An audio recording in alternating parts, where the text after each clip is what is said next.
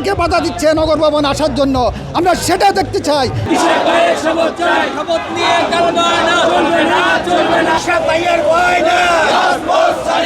ফেসিবাদী দোসরদেরই যে দেখানো পথ, সে পথে জনগণের আকাঙ্ক্ষা বিরোধী একটি প্রশাসনের ব্যবস্থা দিয়ে চালাচ্ছে, কিন্তু জনগণের ম্যান্ডেটে মেয়রকে দায়িত্ব দিচ্ছে না। আসিফ মাহমুদ সজীব ভুঁইয়া তিনি পরিকল্পিতভাবে সুকৌশলে তাদের যে অনির্বাচিত সরকার, সে অনির্বাচিত সরকারের তাদের যে উপদেষ্টাগণ আছে তাদেরকে সুবিধা দেওয়ার জন্য, তাদের যে ছাত্রদের যে জুলাই অভ্যুত্থানে ছাত্রদের রক্ত বিক্রি করা, যে রক্ত বিক্রি করে যে দল গঠন করেছে এনসিপি, তাদেরকে সুবিধা দেওয়ার জন্য এবং তাদের নেতাকর্মীদের সুবিধা দেওয়ার জন্য অনৈতিকভাবে ইশরাক ভাইকে ওই শপথ নিতে দিচ্ছে না।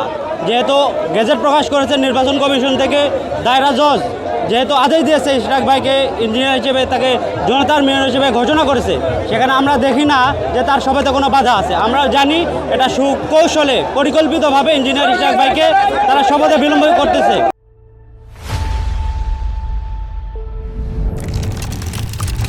ঢাকার যে জনদুর্ভোগ সৃষ্টি হয়েছে, এটি অনির্বাচিত মেয়রের কারণে এবং ফেসিবাদ শেখ হাসিনার দোসর তাপর যে অব্যবস্থাপনা এবং দুর্নীতি করেছে, তারই ধারাবাহিকতা ঢাকাবাসী মশক এবং বিভিন্ন ধরনের পানি দুর্ভোগ দ্বারা ভোগান্তিতে ভুগতেছে। এটি নিরসনের জন্য একজন জনপ্রতিনিধি দরকার। কোনো প্রশাসক যদি দায়িত্ব গ্রহণ করে, তো অল্প সময় ঢাকার সমস্যা এবং সমাধানের পরিকল্পনা গ্রহণ করতে পারেন। একজন নির্বাচিত মেয়রের খুব আবশ্যক। কিন্তু আমরা দেখছি ফেসিবাদী শেখ হাসিনা জনগণের আকাঙ্ক্ষায় জনতার মেয়র ইশরাক হোসেনের ভোট ডাকাতি করে যেভাবে রায়কে ছিনিয়ে নিয়ে জনগণকে দুর্ভোগ দেওয়ার চেষ্টা করেছে, বর্তমান সরকার একইভাবে সেই ফেসিবাদীদের উত্তরসূরি হিসাবে নির্বাচিত মেয়রকে শপথ না নিয়ে এসে ঢাকাবাসীকে জনদুর্ভোগে রাখার চেষ্টার প্রয়াস। আমরা মনে করি যে ফেসিবাদীদের দোসর হিসেবে তাদের উত্তরসূরির দায়িত্ব পালন করছে ঢাকা সিটি কর্পোরেশনে। এই ক্ষেত্রে আমরা বলতেই পারি যে ফেসিবাদী দোসরদেরই যে দেখানো পথ, সে পথে জনগণের আকাঙ্ক্ষা বিরোধী একটি প্রশাসনের ব্যবস্থা দিয়ে চালাচ্ছে, কিন্তু জনগণের ম্যান্ডেটে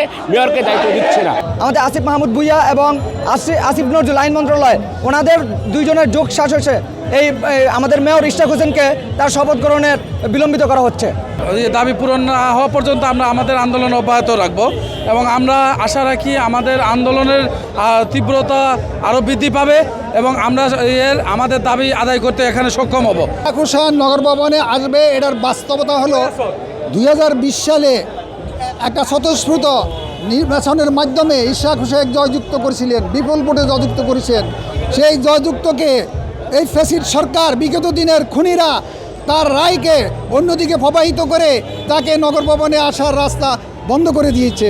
আমরা সেই নির্বাচনের ফলাফলকে অন্যদিকে প্রবাহিত করার কারণে আমরা কোর্টে মামলা করেছিল। আমাদের ইশরাক সাহেব কোর্টের মামলায় বিভিন্ন ধাপ শেষ করে উনি কোর্টের রায় পেয়েছেন এবং সে রায়ের উপরে গেজেট প্রকাশ করা হয়েছে। এখন কারা উনাকে বাধা দিচ্ছে নগর ভবন আসার জন্য, আমরা সেটা দেখতে চাই।